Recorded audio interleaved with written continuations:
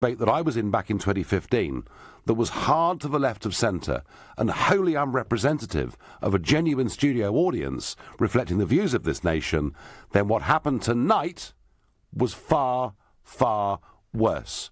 It is obvious to me that there were a very large number of paid-up Corbynistas in that audience. They were cheering him, and that's fine, provided you have balance. They were voluble, they were impolite, they booed one party leader in particular. Frankly, there should be sackings of senior BBC executives quickly and in the longer term. Why on earth are we all forced to pay nearly 150 quid a year when they have the main debate like this and produce that result? And I would also say this. There was no proper Brexit question in that whole 90 minutes. All we got was, when we leave the EU, how can we ensure that we protect living standards and have people with the right skills? Nothing about the renegotiation. Nothing about the main objectives. And I felt, for all of those things, for those two things in particular, this debate failed. And yes, of course, we had a lot of squabbling, and 7 people is an awful lot of people for one invigilator to deal with. But they are my two major criticisms of the structure and the format of this debate. And you know what? I'm pretty angry about it, but I want to know what you think. What did you learn? Or what didn't you learn from this debate? And you can call me on 0345 6060973. You can text me at 84850. You can tweet at LBC using the hashtag Farage and LBC. And we're back up live on Facebook as well, where you can watch us and make your comments. And I'm going to go to Theo Usherwood, LBC's political editor. What did you think, Theo? To pick up on your point, Nigel, about the audience, when you stage events like this, you go to a company like Salvation. It's a bona fide company that will go out to the country and they will pick the audience members for you, and they will pick an audience that is representative of the country's political makeup at that particular time. Clearly tonight, that audience didn't meet that criteria necessarily. No. I mean, there were 5 left-wing parties, one could argue, on the platform. But I remember when I did it with the BBC in 15, that after we'd finished, Leanne Wood personally knew several people sitting in the front row. So who picked this audience? We don't know.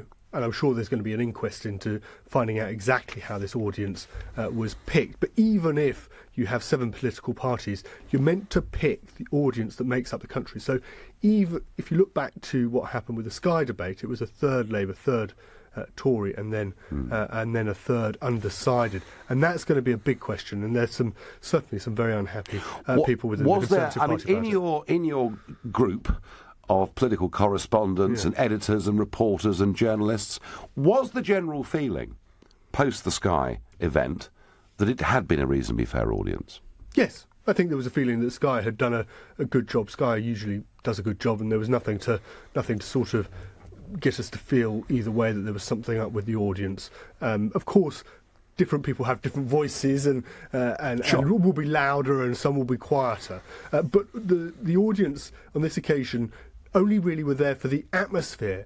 Michelle Hussein, the host, didn't take it back to them for the follow-up questions. So they got a question, they said their question, and as you pointed out, it was very vague on Brexit, and then there was everybody got to answer. And sometimes when you have a 7-way debate, you have 7 different voices, and that's tough. And it becomes very difficult to try and moderate those different voices. The other thing, Theo, that struck me was that if you look at the manifestos, if you look at the campaign to date, one of the issues that has frankly barely featured has been climate change. Now, I know there is a big debate about Trump and the Paris Accord, and is he going to sign up to it? Well, it looks like he probably isn't. So I get on the international stage that there is a debate about this, and yet it was chosen for this debate to have a very big question about climate change. You know, how would you deal with President Trump pulling out of the Paris Climate Change Agreement? Was that a surprise? Yes, it was a surprise. Usually with these debates, you pick the topics that people are talking about. I'm sure you could speak to candidates from all 7 parties, and you could tell them, go out onto the doors, not deliver leaflets. I don't think when they open those doors, everybody's talking about the Paris Agreement and Donald Trump pulling out. This is about Brexit. It's about terrorism. It's about the NHS and schools from Labour's point of view. To give climate change the same weighting as terrorism seems quite extraordinary, bizarre, quite extraordinary. Now, we haven't talked at all about the performances of any individuals. I'm going to leave that to you rather than me. Otherwise, I'll be accused of all sorts of things. Give me your impressions of who did well and who did badly. Let's start with Amber Rudd. She did well. She did so well that some people are now talking her up as a potential leader of the Conservative Party, a potential Prime Minister. And, of course, Theresa May will be under intense pressure if she doesn't deliver a significant majority on June the 9th. If YouGov may be an outlier poll, but if it's tight, she's going to be under. There was a remarkable moment there. She referred to My Manifesto. My Manifesto. Wow. My Manifesto. Yes. You could just imagine Theresa May is in Downing Street tonight. You can imagine an arched eyebrow as she stares at one of the Prime Minister sort of widescreen televisions. My Manifesto. Yes. Right, so Rudd was solid. She was very good. You can't. I mean, that was my assessment. She was, and I think that's shared by many. She was very good. She had a very difficult task going into that 7-way debate, and it was clear from the opening statement that the other parties were going to go after her, Jeremy Corbyn included. I thought Jeremy Corbyn was he didn't take the opportunity. I think I'll put it like that, if I'm being honest. So there was a bit at the end where they talked about leadership. Yes. And that was a key moment. That was the last question when they talked about leadership, and that was a key moment for Jeremy Corbyn to come in and say, well, where's Theresa May? Where is she? She didn't do it. He did one quip to interrupt Amber Rudd, but he didn't do it. So Michelle Hussain goes to Jeremy Corbyn. Jeremy Corbyn, what about leadership? Well, I was elected. It was actually on a plate for him, wasn't it, really? I was elected by 300,000 members of my own party. And that would point to the fact that actually this was a snap decision. What they should have done was they should have briefed up Jeremy Corbyn. They should have given him some lines. They should have prepared him just in case he was going to go to this debate. Obviously, they wanted to leave it until the last minute. But he didn't seem prepared, and he seemed to miss that opportunity to really take advantage. And he was actually quite quiet during much of the debate. I noticed in terms of style that Rudd, who you think did well, she kind of stood back straight and looked straight ahead. And you could criticise and say she was a bit wooden, perhaps, but you knew where she was.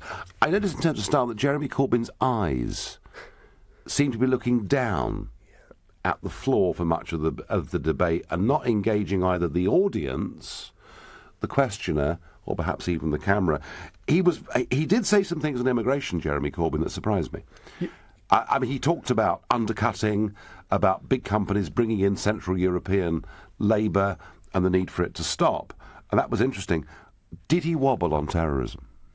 He dealt with it quite well. The pressure actually came not from Amber Rudd but from Paul Nuttall on this one, where he asked repeatedly about calling Hamas friends, and that, of course, Jeremy Corbyn has said that he did call Hamas friends, it's on tape, but that he was referring to a sort of a courtesy, a diplomatic courtesy. Corbyn didn't rise to the debate. He didn't snap at Paul Nuttall on that particular issue.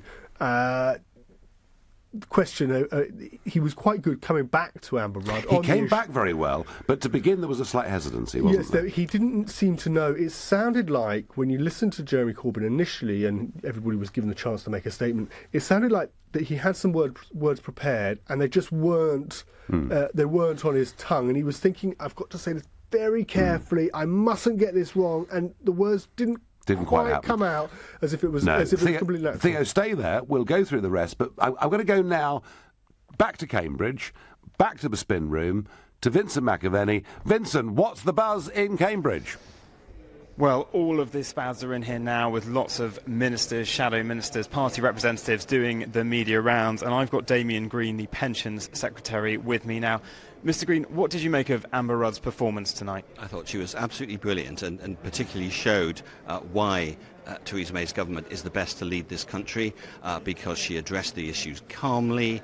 She was faced with a sort of squabbling coalition of people who were trying to shout her down, but she made clear what the main issues were. She answered the questions directly, and the contrast is obvious with Jeremy Corbyn, who managed, for example, to go through both his opening and closing statements without mentioning Brexit, as though this isn't the big issue facing the next government. He's clearly trying to slide away from this huge issue, and he wants to be Prime Minister next week, and he seems to want to ignore what will be the biggest challenge facing the next British Prime Minister.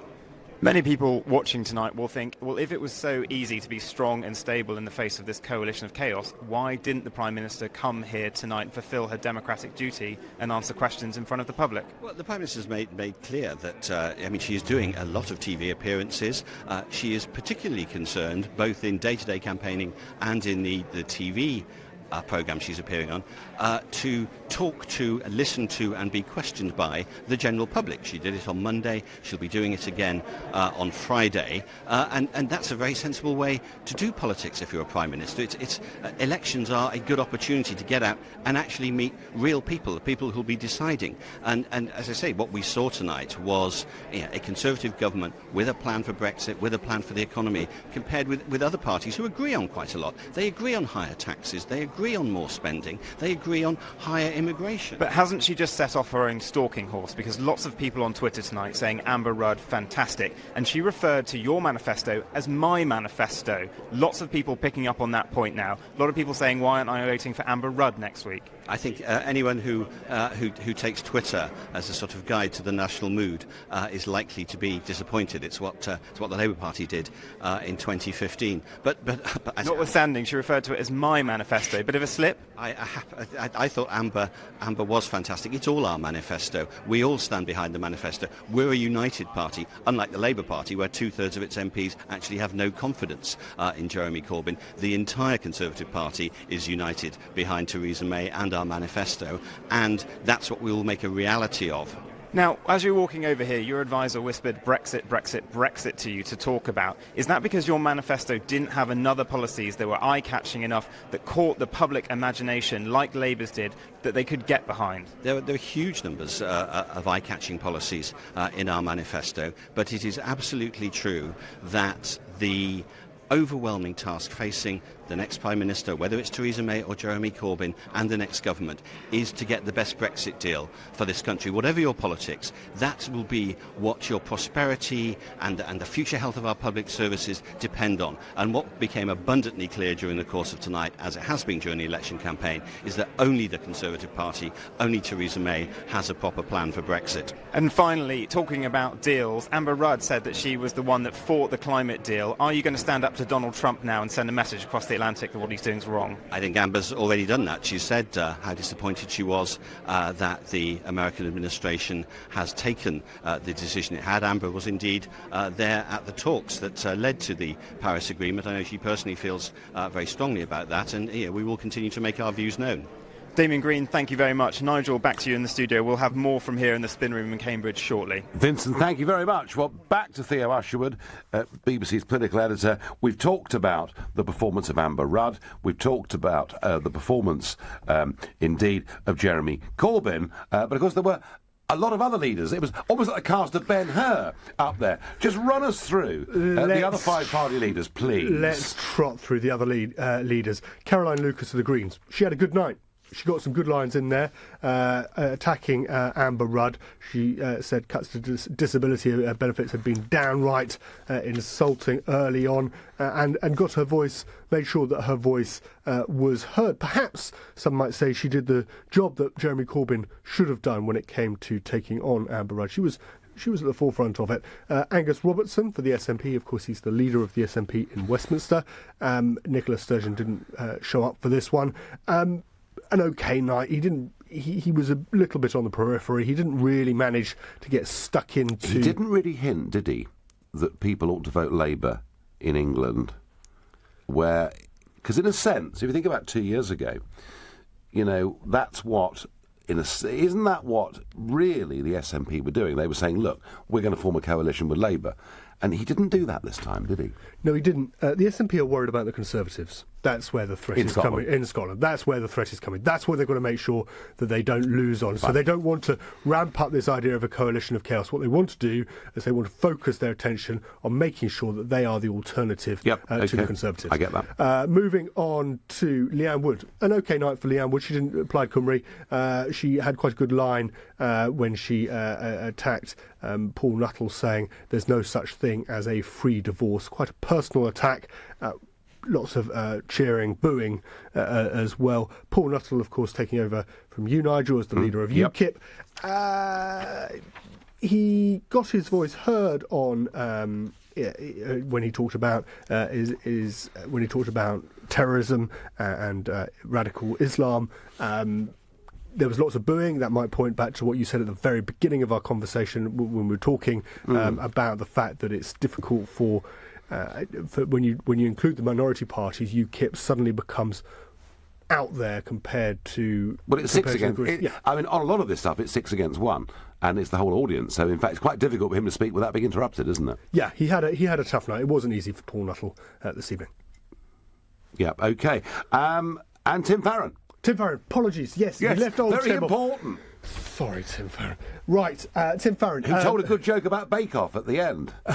I was on my way down Although to the perhaps not quite such a good one at the beginning about Theresa May sizing up the size of your house because she might take it, but Bake Off did work. Yes, it did. And look, Tim Farron, he's made his pitch as being the pro-Remain candidate. It's been his big sell. He was okay on immigration. He didn't have the best night. His opening statement, to me, sounded quite shrill. He didn't seem to get the... It was quite a sort of... It appeared a little bit at times, Nigel, a little bit naff. Yeah. Thank you. Good. We're going to get your analysis in a moment. Lots of you on text and on tweet and on Facebook messages and indeed on telephone calls. But for now, you're listening to the Nigel Farage Show. Extra time, and it is 9:18. Nick Ferrari at breakfast on LBC. Well, today we learn of a story of Michael Cole. He's with us still, but he's minus an arm. It has to be amputated after his puppy nipped him on the hand. He had 6 operations to remove a flesh-eating strain. Surgeons had to remove his right arm. Paula in Northwich, your story sounds pretty harrowing. Her skin was purple, and they left her on the ward. They left her without oxygen. And when I'm thinking back on it, there's this catalogue of things, and not one person said anything about sepsis. I'm burying my best friend on Monday. She didn't need to die. Nick Ferrari at breakfast, every weekday morning from 7, only on LBC. With Hampton by Hilton, now open in Aberdeen. I'm there as she's rushed down the corridor of A&E. Her blooded hands are hanging limp from the side of the hospital bed. She desperately needs a transfusion. She keeps asking for her fiancé. We turn the corner, and I'm here, finally, in the snack aisle. I pick up a selection of crisps before realising that I forgot the potatoes. Back to the fruit and veg aisle it is, then. As a blood donor, you can save someone's life while going about yours. Register at blood.co.uk. Good morning. Welcome to Heathrow Meet and Greet parking. Simply pass us your keys and we'll park your car for you here at Heathrow. And it's just a walk to the terminal so you can begin your holiday sooner.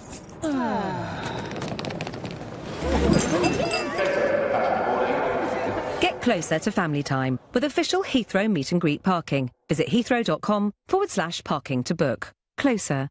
Heathrow. Terms and conditions apply and are available at heathrow.com/parking. The life of a van driver, a life of surprises, a life we chose without compromises. We're a bit different, more than just a van, not all bacon sarnies and right arm tans. Days unique, sights ever-changing, freedom, flexibility, jobs wide-ranging.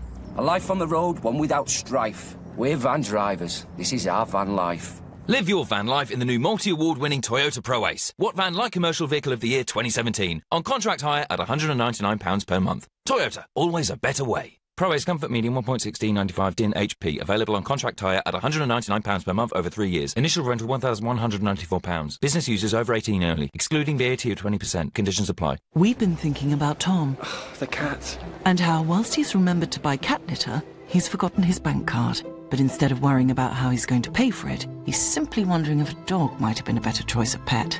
That's because at NatWest, we've already thought about the left bank card at home scenario. It's why we created Get Cash, so you can withdraw money from our cash machines with just our mobile app.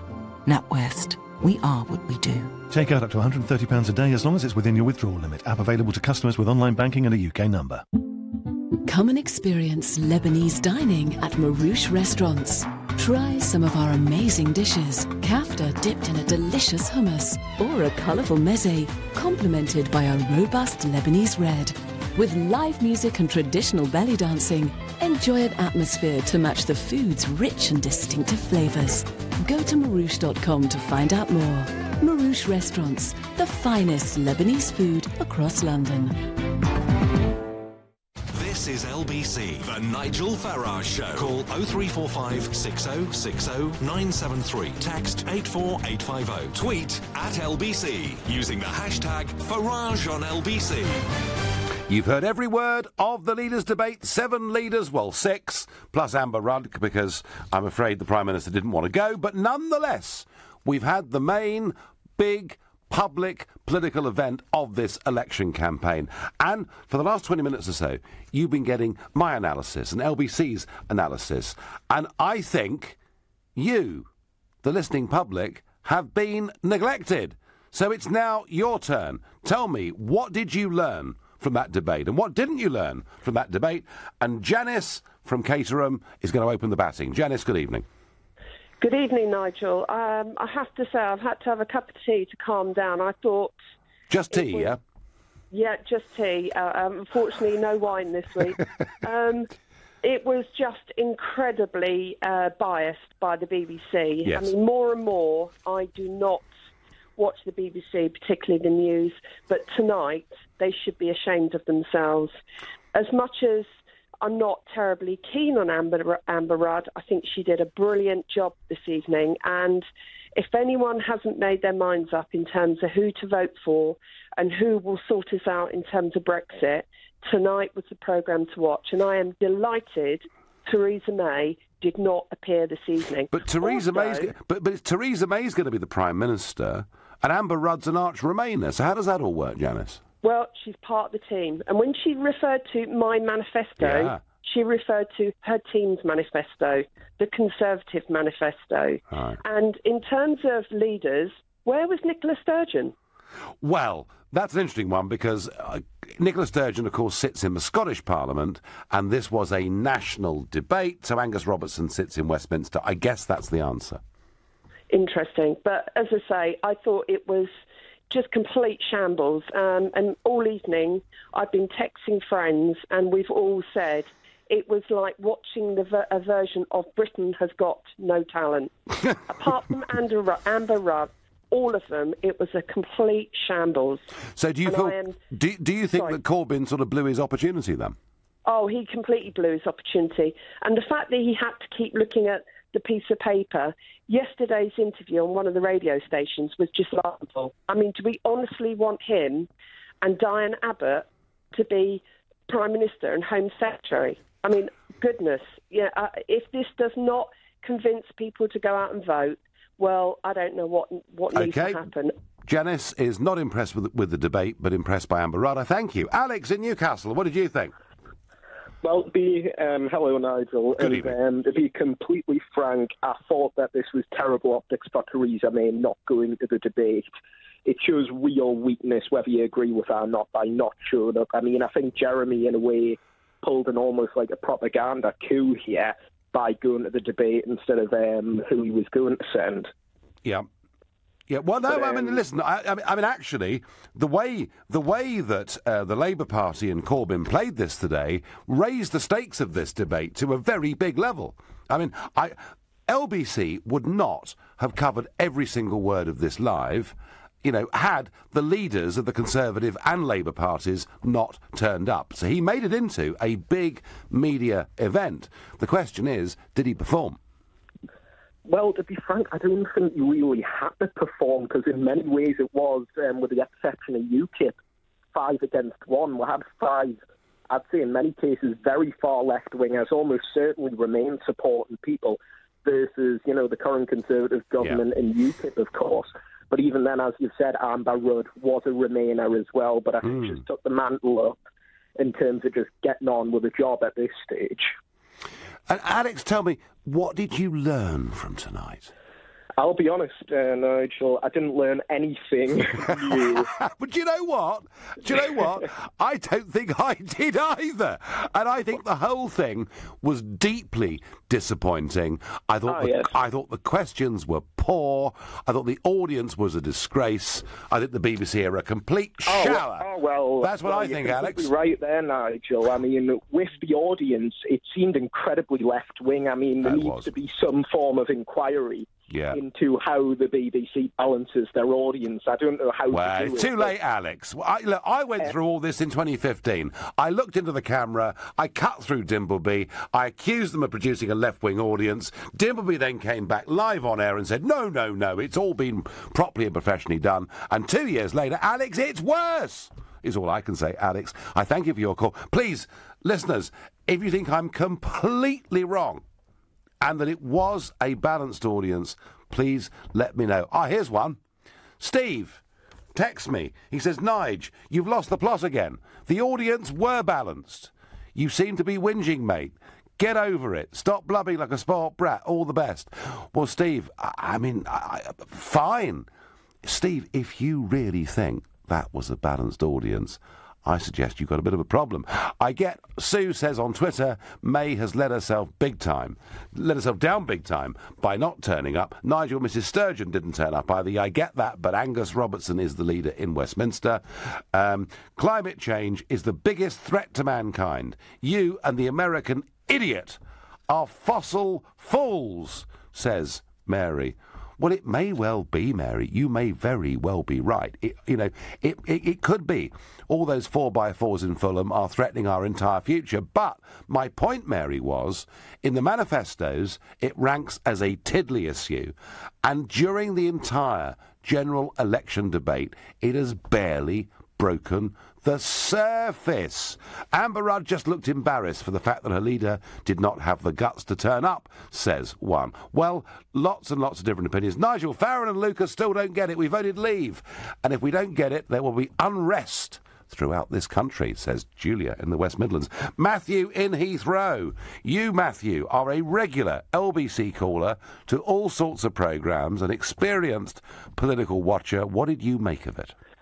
Well, I was very disappointed. Like you said, they didn't really talk about Brexit, and Theresa May said the election is about Brexit, and it was disappointing that she didn't turn up because we want to find out what her view is, because on her last interview, she wouldn't answer that she support Brexit. She said she's just going to make it happen, and really, I'm really disappointed that they're not there. I mean, I think Jeremy Corbyn did perform well. I mean, I want the next government to be a coalition anyway, because I want everyone involved, all the parties, I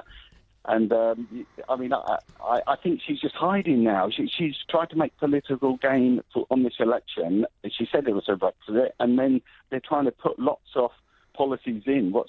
I think because they realise the Brexit they're going to take us down is going to cost so much money, they need to find it from somewhere. Well, coalitions, Matthew, of course, are very unpopular in this country because we're not used to it with our first... Or in modern times, we're not used to it. In the past, we were. But, I mean, is there possibly an argument, Matthew, that Rudd going there, being ramrolled straight, looking ahead, answering the questions, may have helped win this election for the Conservatives, May might have lost it for them? Well, no, I mean, basically, I think, obviously, they're the ones in government and they've got the experience at the moment. But, like Trump in America, I mean, you can have, someone else there who will, listen and take all the other things and not go for, we've got to get that free trade deal with Europe. I mean... And you want to see... I mean, Matthew, if there was a genuine coalition of different political leaders who all wanted to fight together for that aim, then I would agree with you. It'd be a great thing. What you saw tonight, though, were most of those leaders still effectively deny the referendum result. Matthew, I thank you for your call. You're listening to the Nigel Farage Show. We're in extra time, exclusively on LBC. It's 9:30 and time for the news with Charles Ray. Representatives of the 7 main UK political parties have taken part in a 90-minute live TV debate before the general election next Thursday. 6 of them laid into the absence of Conservative leader Theresa May, whose position was taken by the Home Secretary. Amber Rudd says only Theresa May can deliver the leadership required by Brexit. Other topics at the event in Cambridge included public services, jobs, security and the environment. LBC weather, a dry night but cloudy for most, some mist or fog possible. A low of 14. Brightest in the south to start Thursday, with rain for Western Scotland by the afternoon. A high of 21 degrees. This is LBC. Nick Ferrari's Best of British Interviews, a series of conversations with leaders in the world of business, media and the arts on LBC. This Friday, fitness coach and author Joe Wicks will join Nick Ferrari at breakfast to share his business success story. Head to lbc.co.uk to find out more and to win a weekend away in Europe or the UK. Nick Ferrari's Best of British Interviews on LBC with Hampton by Hilton, where hot breakfast and Wi-Fi are included in every stay. We've been thinking about pruning. Not your peonies or your privet, but your cost of living. And how, from broadband to mobile phones, these days we're all looking for ways to trim our spending. And then we thought, couldn't we help you cut back on your biggest outgoing? And we thought, yes, we could. So we'll always try to help you remortgage to a better rate and save on your monthly repayments. Mortgages for how life is now. NatWest. We are what we do. Your home may be repossessed if you do not keep up repayments on your mortgage. Good morning. Welcome to Heathrow Meet and Greet parking. Simply pass us your keys and we'll park your car for you here at Heathrow. And it's just a walk to the terminal so you can begin your holiday sooner.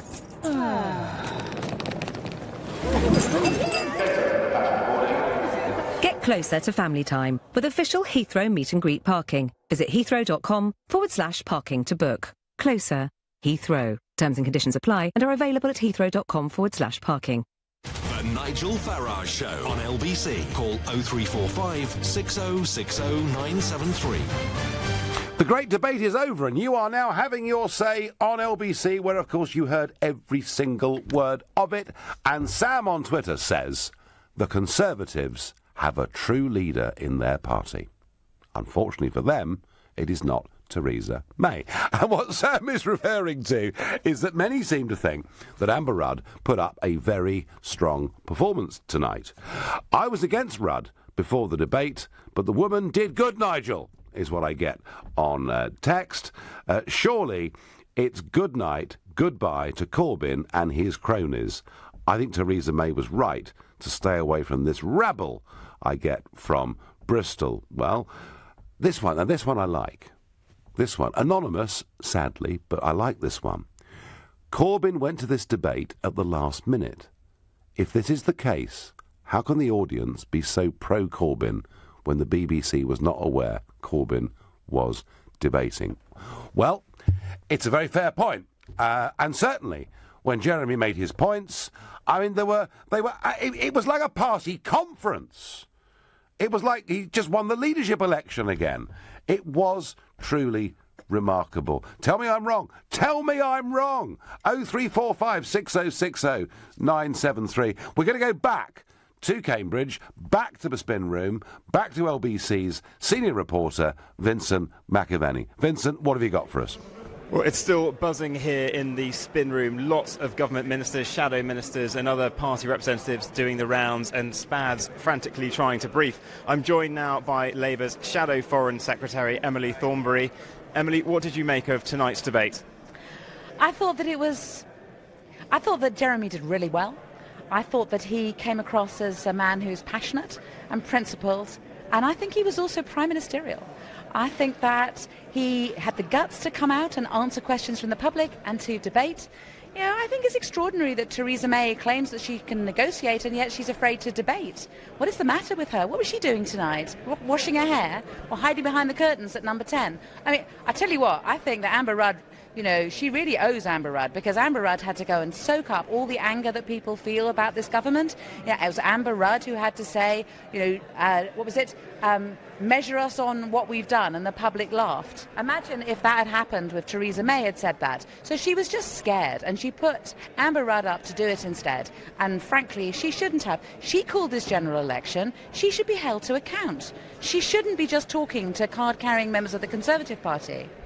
Jeremy Corbyn announced at the last minute he was going to come here, though. Was that just a tactic all along, that he was just going to spring this surprise? And did he actually do that well with people at home? At one point he had to put his glasses on again to check a figure. Well, OK, where do you want me to start? So it was basically penciled in from Monday night that he was going to do this, and we confirmed it that amongst ourselves that he was going to do it on Tuesday. So, you know, it was... And the thing is that he enjoys this. I mean, he does enjoy debating policies and politics and the way in which we can change people's lives, because, you know, he agrees with... I mean, I agree with him. It's, you know, politics is about how you can change people's lives and what the policies are that can change people's lives. That's what... We're setting out an alternative. We're setting out an alternative vision. We're basically saying to the British public, it doesn't have to be this way. There is an alternative, and it is us. And we want to be given every opportunity to get out and explain that to people, so that people can, because it's going to be up to them. You know, they may have been told for weeks and months by you guys that this is, you know, an absolute certainty. We're going to get another Conservative government. It's just a matter of how big a majority is. No. It's up to the people to decide. They can decide that they want another way, and they can decide they want to vote for hope.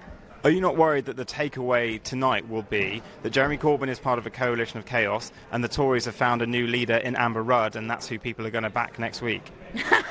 Good try. Is that what Conservative Party central office is spinning? That's completely ridiculous.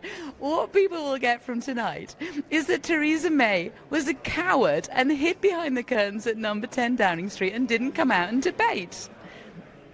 Emily Thornberry, thank you very much. Now back to you, Nigel. Vincent, thank you very much. And that was the Spin Room in Cambridge, where every one of the 6 leaders and 1 representative will have their team out spinning for them, saying that they did well and that they won.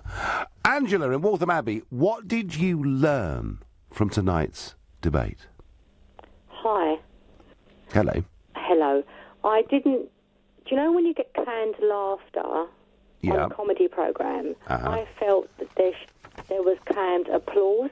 Right. I did not find that debate equal at all. Not at all. Do you mean in terms of the way the debate was conducted by the invigilator, or by the response of the audience? The response of the audience. I didn't watch it. I listened to the whole lot, and I just found it very biased towards the left. Well, there was, and I'm not going to name the person, but there was one of the panellists who seemed to get a particularly rough ride on every single question, which really does. It really does ask how the hell they produced a room full of those people, doesn't it? Yeah, yeah. And to tell you the truth, I don't blame Theresa May for not going now. For me, with the government, you know, one person doesn't make a team. You've got I understand that, Angela. But surely hasn't the bar been set? Didn't we have in 2010? The first set of leaders' debates. We did them again in 2015. Hasn't it now become part of what the public actually reasonably should expect of their leaders? No. If I was to look at myself, I run a business, and I run a good business, and I'm not good in everything. But I could not. I can do a one-to-one with people, but I'm not good at debate and. You know, and being in public and stuff. And, you know, Theresa May, that isn't her strong point.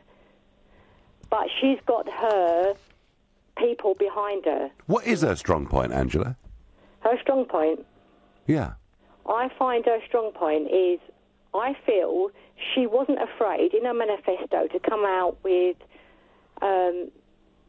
stuff that angered people. She, you know... Yeah, and then within 4... Yeah, but Angela, then within 4 days she U-turned.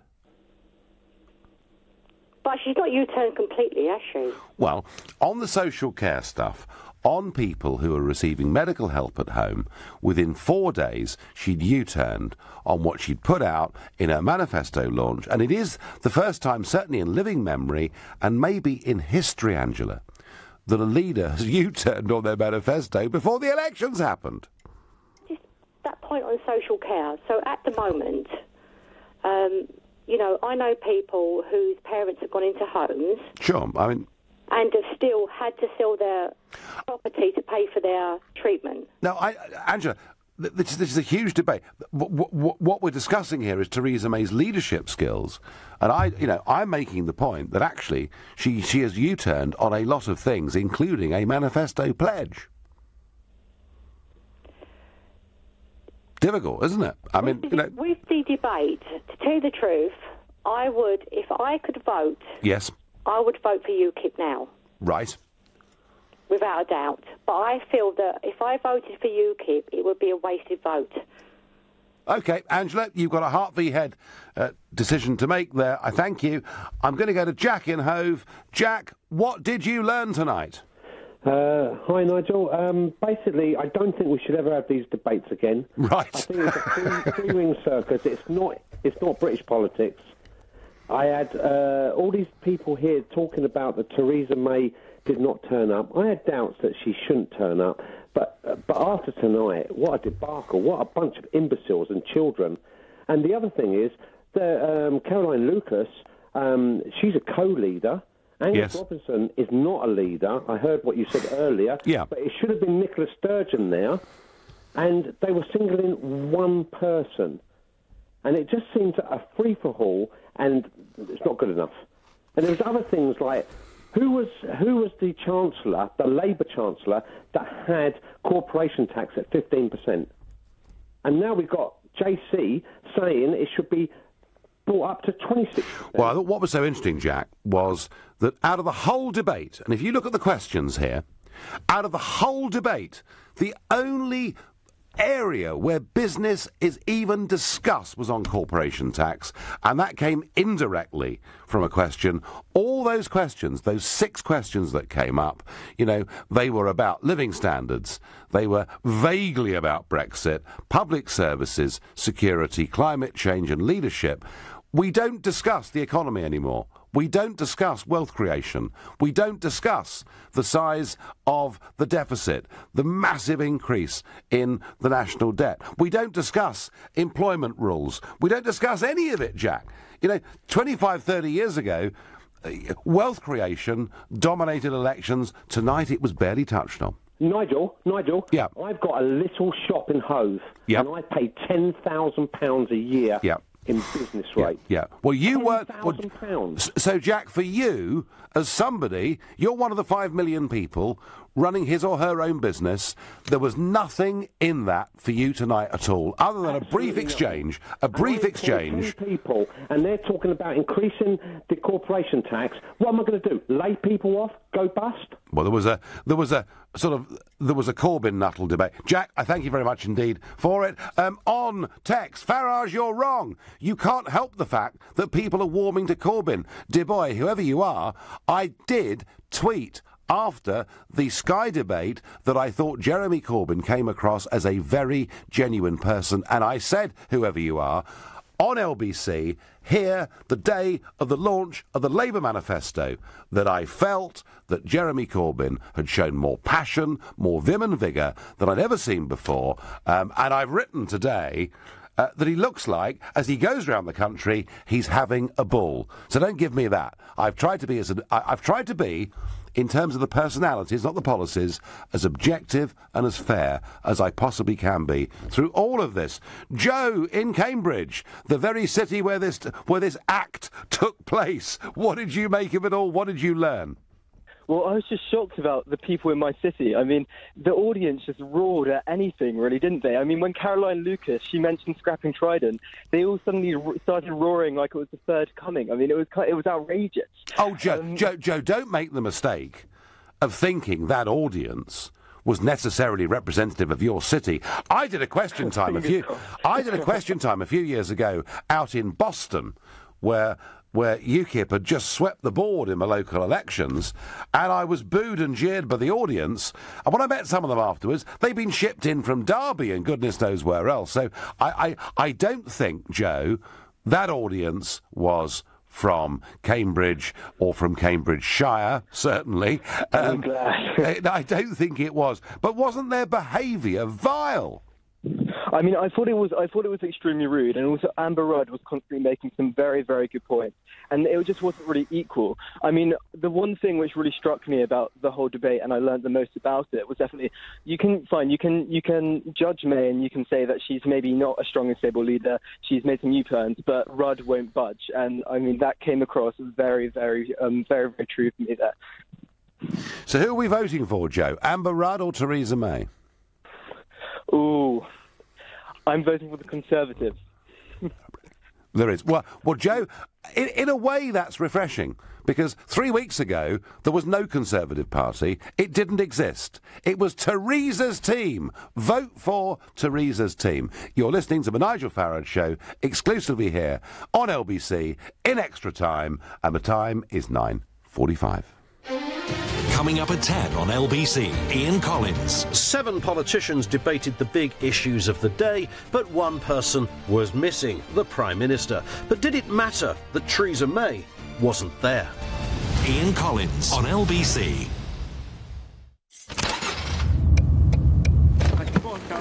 Good morning. Welcome to Heathrow Meet and Greet parking. Simply pass us your keys and we'll park your car for you here at Heathrow. And it's just a walk to the terminal so you can begin your holiday sooner.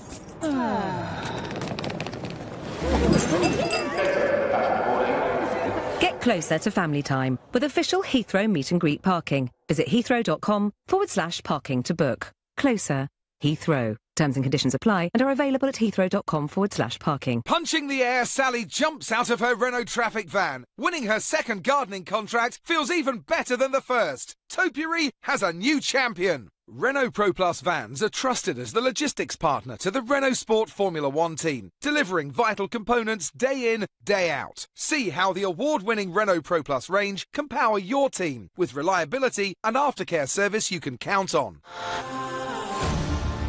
Visit one of our Renault Pro Plus specialist dealers to find out more. Block management?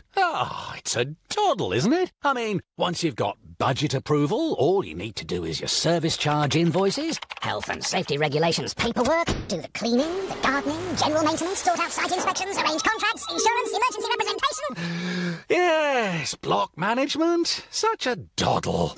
Save time and money and cut down on the stress. For complete block management solutions, just call ABC Estates. ABC will take care of all your day-to-day management, leaving you as happy as Larry. For complete block management solutions, see abcestates.co.uk or call 0800 888 6688. We've been thinking about Tom.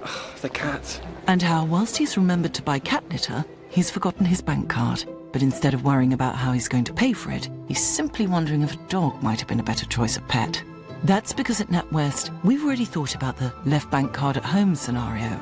It's why we created Get Cash, so you can withdraw money from our cash machines with just our mobile app. NatWest, we are what we do. Take out up to £130 a day as long as it's within your withdrawal limit. App available to customers with online banking and a UK number. Your future is here. The Global Academy in Hayes is a state school for 14 to 19-year-olds interested in a media career.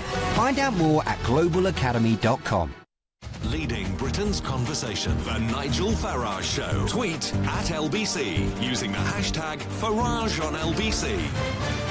The big debate is over and I am appalled that the BBC could produce such an incredibly hard left-wing biased audience. But maybe that's not the real issue. The real issue is who performed well, who did good, was it right Theresa May didn't turn up and sent Amber Rudd in her stead, and what did you learn?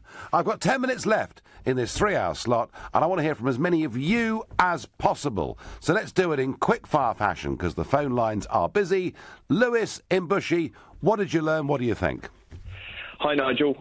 So today, to just start off, I'm reasonably young. So I'm a 20-year-old, and I wanted to learn something new today. So obviously, pitched in, and I thought, okay, I learnt nothing. Literally, there was nothing I could gain from that at all. The only thing I realistically gained, I was a bit disappointed with May. Okay, it hasn't changed my views at all. Okay, I'm still going to vote Conservative through and through. But Jeremy was a blundering mess. Absolute. I couldn't. Honestly, I wanted to gain something from that. I wanted to gain something from him and possibly a coalition. Honestly, and there was nothing I could gain. There was literally nothing I could say. You know what? I have trust and I have faith within those parties. What did you make of the audience, Lewis? Oh, and I've heard it. I've been listening for the last 15 minutes. Honestly, Nigel, honestly, there was nothing. I just couldn't. And it was the same. Well, the other day, Lewis, Jeremy Paxman. You're 20 years old and you're about to start paying the licence fee. Have you got your own flat yet or not? I'm renting now. Yeah. Oh, so you're paying the licence fee now, are you? Yeah, well, I've done quite well for, I work in finance, so it's one of those things. Got in nice and early, doing all right, and it was more the fact that, if I'm totally honest, Nigel, it was Be so. It was like I don't know if you watched the Jeremy Paxman. I did, of course I did. Yeah. Yeah. What was with that audience as well? Exactly the same. No, I don't think that's fair. You don't think so? No, I don't. I think the audience that was put together by Sky and Channel 4 was a lot more representative of how the country feels and thinks than that disgrace that we saw this evening. Lewis, you're a star. I'm going to Mercedes in Thornton Heath. Mercedes, good evening. Good evening, Nigel. What did you learn, Mercedes? It was a very interesting debate. I thought Amber Rudd did quite well, taking into account the fact that the audience was a very interesting audience, to say the least. I don't know how... Interesting. That's a lovely use of understatement, Mercedes. Hey. It's quite interesting what we saw tonight. And I think Corbyn was quite opportunistic, frankly, today. What, by turning up at the last minute, you mean? Yes. Well, is that opportunistic or is that quite clever, really? It's not really clever unless you really think that people are utterly stupid and will fall for this trick. Well, I don't know what to say to that, really. I mean, look, he turned up, he raised the profile of the whole thing, and he did embarrass the Prime Minister. So it was quite good politics, wasn't it? I don't think so. I don't think that the Prime Minister was embarrassed at all. Well, she should be. No, I don't think so. I think she made the right decision not to come. It's very easy to promise all kinds of things when you think that you do not have any chance of winning an election. You know, it's very easy to promise to spend money that you do not have. Oh, but they were all doing that, was they? I mean, there were 5 of them there promising money for everything, weren't they? Yes, apparently money grows on trees. That's right. Apparently the UK doesn't have a national debt problem. Oh, apparently there is no deficit. Again, Mercedes, and I tried in 2015, I confronted Cameron about his total failure on it, and yet answer there came none, and nobody else challenged it. Mercedes, is your vote going to change as a result of tonight's debate? Absolutely not. Absolutely not. Thank you very much indeed, Mercedes. Great stuff. Ed in Newport, South Wales. What have you learnt? Has your vote changed?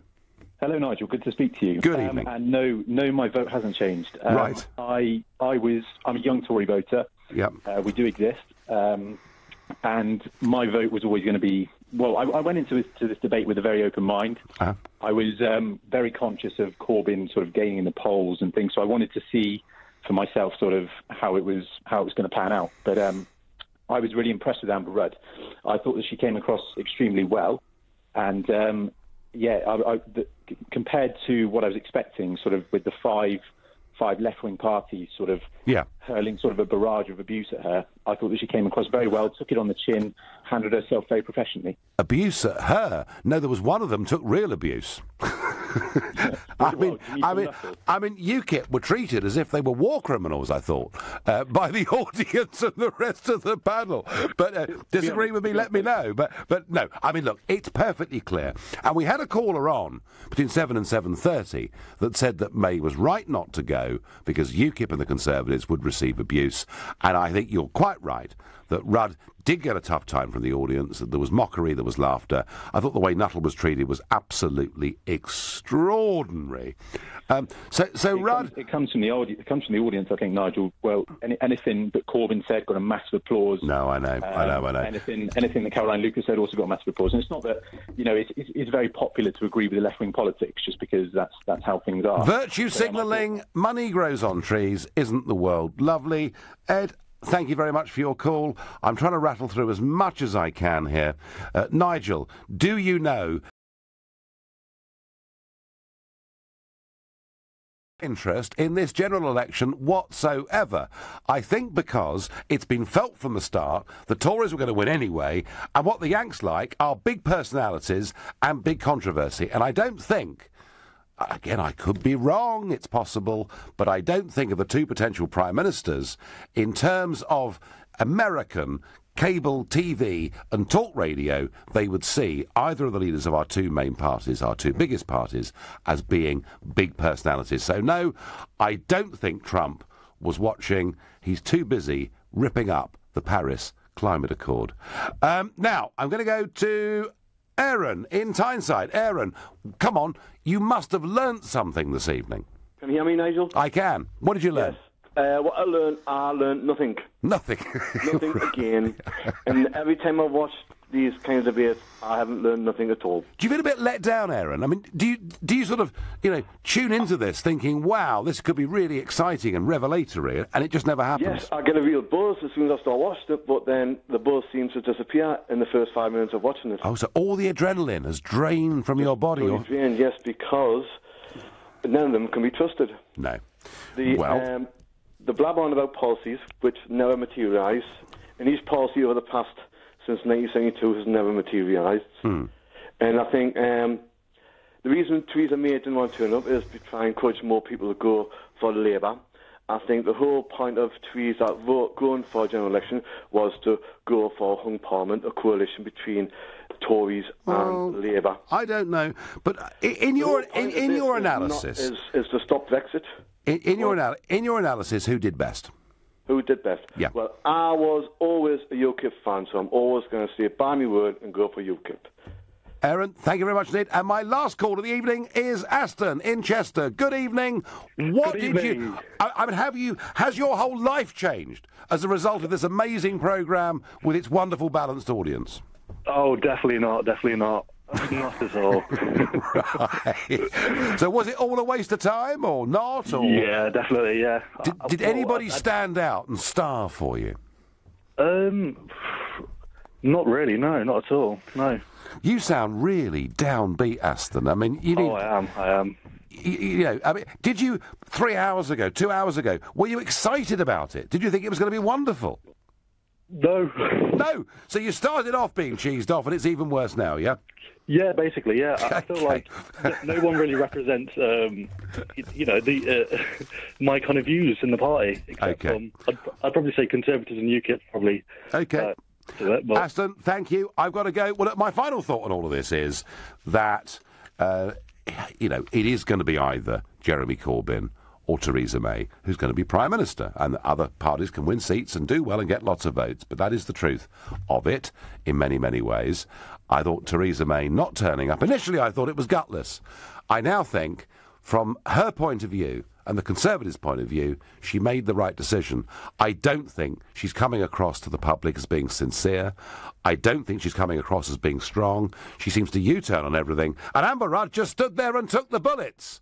So, believe you me, for the next week, you won't see much of Theresa May. You're going to see Boris, you're going to see David Davis, you're going to see Amber Rudd. It won't be Theresa's team, it'll be the Tory team. And I suspect they've had quite a good evening. You've been listening to the extended, extra time Nigel Farage show, and you know you can challenge me every single evening. I'm back tomorrow from 7. Coming up at 1, it's Darren Adam, but up next, it's Ian Collins. I thought it was a brand new BBC soap opera, the not-so-magnificent